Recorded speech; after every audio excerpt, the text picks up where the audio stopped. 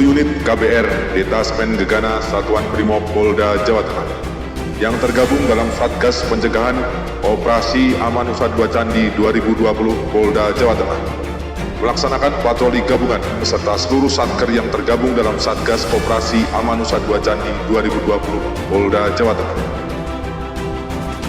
Unit KBR Detasmen Gegana Satuan Brimob Polda Jawa Tengah melaksanakan penyemprotan desinfektan di Gereja Belendu serta sekitar kawasan Kota Lama Semarang.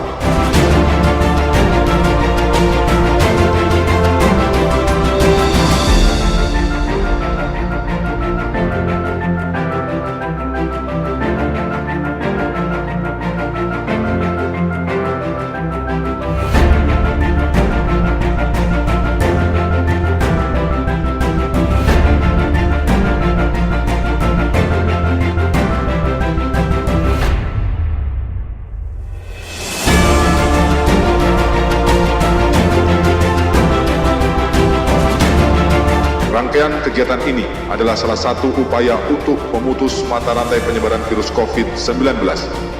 Namun, dihimbau kepada masyarakat untuk selalu mematuhi protokol kesehatan sesuai dengan anjuran pemerintah. Untuk selalu menggunakan masker dan hand sanitizer, terutama saat beraktivitas di luar rumah.